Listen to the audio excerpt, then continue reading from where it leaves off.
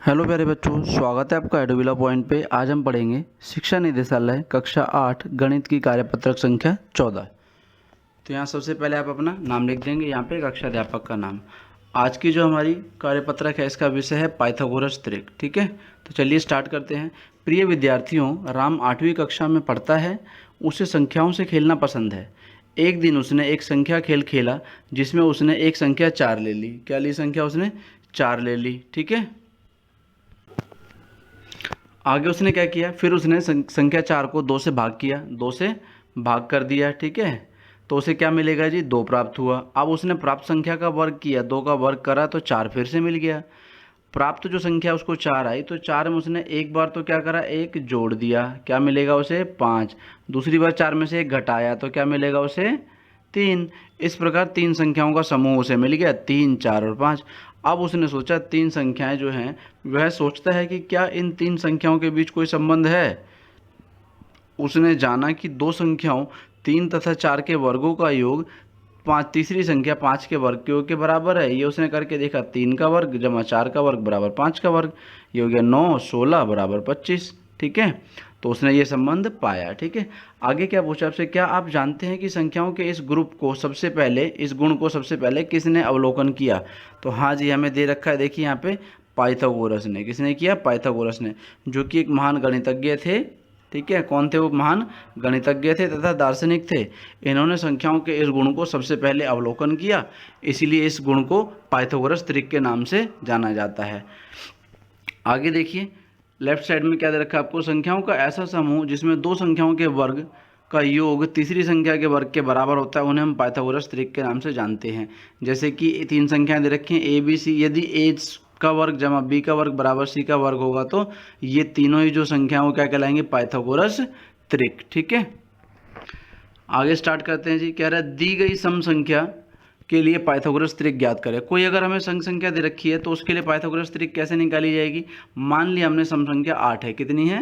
8 है। क्या दे रखी है जी हमें? ये 8। ठीक है, तो सबसे पहले क्या करेंगे, हम संख्या का आधा करेंगे जैसे ऊपर किया था, यानी कि 2 से भाग कर देंगे तो ये 4 आ गया। प्राप्त संख्या को वर्ग किया था ऊपर, यहाँ पे भी हम वर्ग कर देंगे, 4 का वर्ग 16 प्राप्त हो गया। अब क्या किया था, 1 जोड़ा था, संख्या में 1 जोड़ा तो आ गया 17। फिर 1 घटाएंगे तो क्या आ जाएगा? 15। तो हमें संख्याओं का समूह मिल गया। एक तो जो संख्या दी क्या थी? 8, एक आई हमारी 15 और एक 17।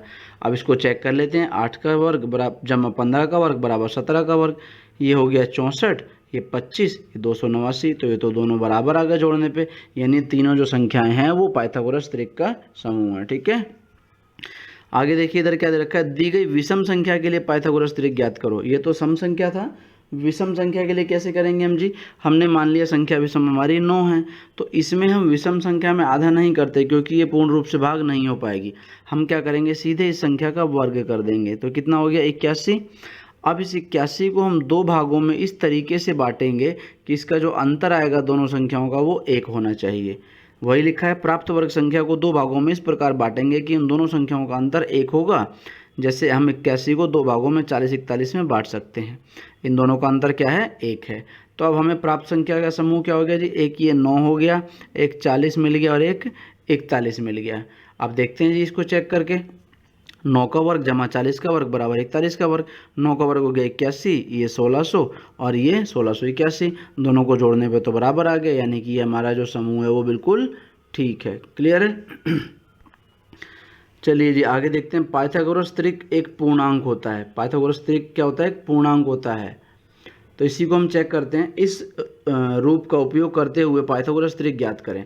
माना पाइथागोरस त्रिक का एक सदस्य 12 है। क्या है? 12। तो अन्य सदस्य मान लिए हमने m² - 1 बराबर 12। अन्य सदस्य कैसे होंगे जी? m² - 1 बराबर 12 और m² बराबर 12 + 1, तो ये क्या हो जाएगा? m² बराबर 13।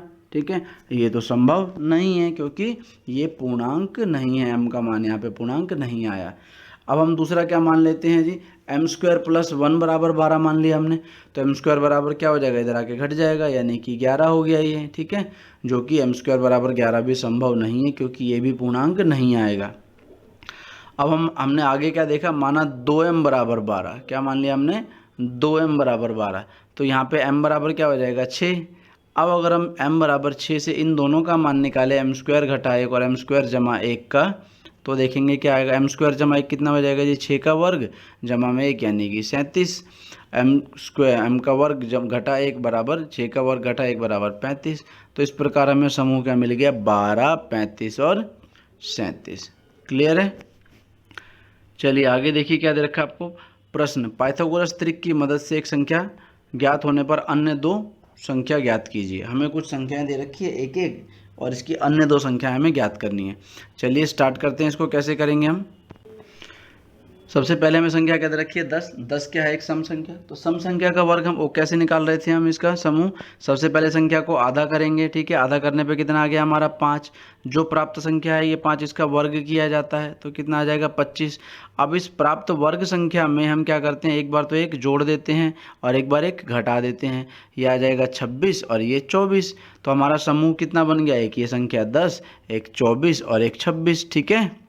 तो इनको देख लेते हैं चेक करके जी, क्या आ जाएगा, 10 का वर्ग जमा 24 का वर्ग बराबर 26 का वर्ग। 10 का हो गया 100, ये 576 बराबर 676। तो दोनों को जोड़ने पे तो 676 आ गया, यानी हम कह सकते हैं कि संख्याओं का समूह पाइथागोरस त्रिक है। ये जांच भी हो गई। क्लियर है। चलिए आगे बढ़ते हैं।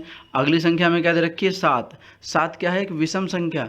तो विषम संख्या के लिए हमने कैसे किया था, सीधे ही हमने उसका वर्ग कर दिया था। 7 का वर्ग कितना हो गया, 49। अब इसको हमें दो भागों में ऐसे बांटना है कि इन दोनों संख्याओं का अंतर 1 आएगा। लिखेंगे प्राप्त संख्या को दो भागों में इस प्रकार बांटेंगे कि दोनों संख्याओं का अंतर 1 हो। तो दोनों संख्याएं क्या हो गई, 24 और 25 वह संख्याएं होंगी, इन दोनों का अंतर भी 1 है। तो हमारा समूह कितना बन गया, 7, 24 और 25। अब चेक कर लेते हैं इसको जी। चलिए 7 का वर्ग जमा 24 का वर्ग बराबर 25 का वर्ग। तो 7 का वर्ग हो गया 49, 24 का 576 और 25 का 625। जोड़ने पे तो दोनों बराबर आ गए, यानी हम कह सकते हैं कि संख्याओं का समूह पाइथागोरस त्रिक है। ठीक है, चलिए आगे बढ़ते हैं। अगली संख्या हमें क्या दे रखी है, 16। 16 क्या है, एक सम संख्या है। तो सबसे पहले हम इसका आधा करेंगे, 16/2 भाग कर देंगे 2 से, यानी 8 आ गया। अब इस प्राप्त संख्या का वर्ग कर देंगे जी, प्राप्त संख्या का वर्ग यानी कि 64 हो गया। अब इसमें क्या करते हैं, हम एक जोड़ देते हैं और एक घटा देते हैं। जोड़ने पे आ गया 65 और घटाने पे 63।